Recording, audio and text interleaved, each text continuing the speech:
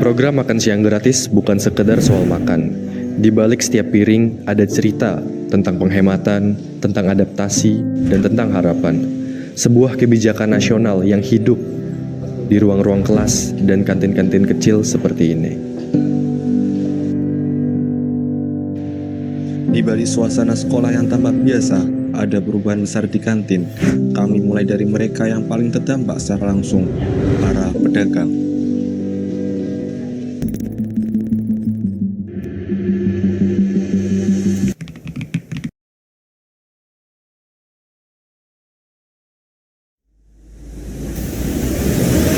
Mana mungkin kasih makan ke semua anak Indonesia? Mana mungkin? Saya katakan mungkin dan akan. Namun di sisi lain, para pedagang kantin sekolah justru mulai mengkhawatirkan dampaknya terhadap pendapatan mereka. Sebanyak 10 stand pedagang di kantin SMA Muhammadiyah 2 Sidoarjo terdampak makan bergizi gratis. Ternyata berdampak pada penurunan penjualan kantin sekolah. Omset pedagang kantin sekolah turun sampai 70%. Gizi gratis yang diluncurkan pemerintah ternyata berdampak pada para pedagang di kantin sekolah. Nah ini gimana nih pemerintah kira-kira mengakomodir jeritan dari ibu-ibu kantin gitu.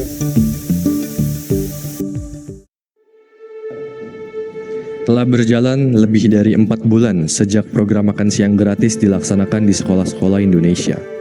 Tapi bagaimana program ini berjalan di lapangan? Kami mengunjungi salah satu sekolah negeri di Kediri, Jawa Timur untuk melihat dari dekat seperti apa realisasinya.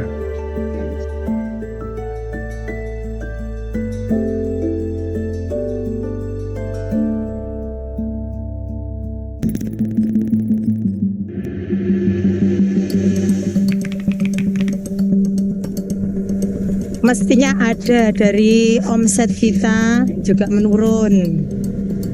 Terus ya semuanya keluarnya seperti itu, dari teman-teman di sini juga seperti itu. Omsetnya nggak seperti dulu sebelum ada MBG. Sebelum nggak ada pemberitahuan kalau mau ada MBG, nggak ada pemberitahuan. Jadi ya langsung ada MBG gitu. Saya ada tahu informasi ini juga dari anak-anak gitu.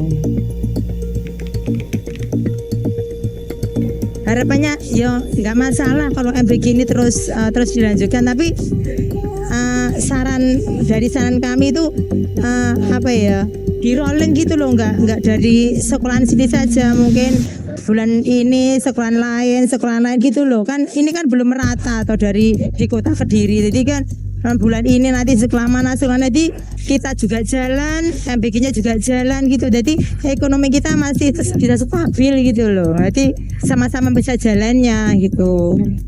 Harapannya saya seperti itu, bisa balik lagi seperti dulu lah, hasil dari kami gitu loh.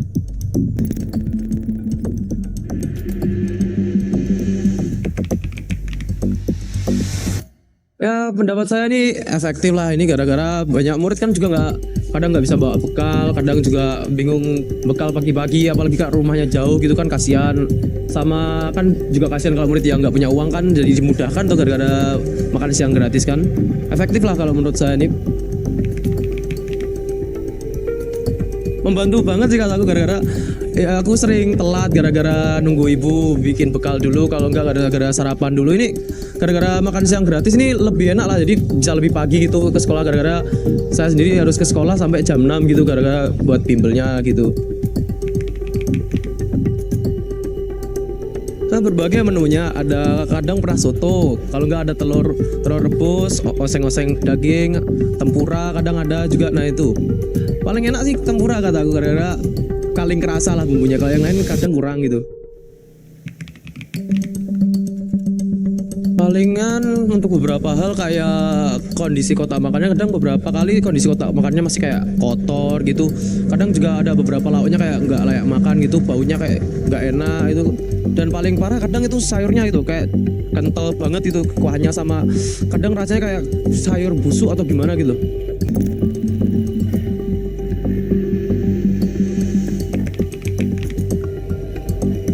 sangat membantu, bisa mengurangi, satu bisa mengurangi uang jajan, yang kedua anak kan bisa makanan lebih sehat. Kualitas makanannya udah cukup bagus, vitaminnya ada, gizinya ada, cuman kualitas sayurnya yang harus diperbaiki. Sangat layak karena anak bisa makanannya bisa lebih terjamin, lebih bagus kalau harus terus dilanjutkan.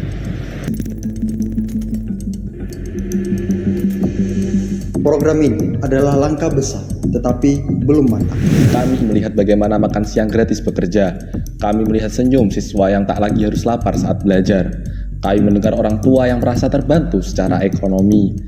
Tapi kami juga melihat dari sisi lain yang tak terlihat dalam angka sebuah kantin yang sunyi. Kami percaya niat baik tak cukup. Sebuah kebijakan harus dirancang dengan mendengar semua suara, termasuk mereka yang sunyi. Penjual kantin, petugas kebersihan, bahkan anak-anak yang tak bersuara.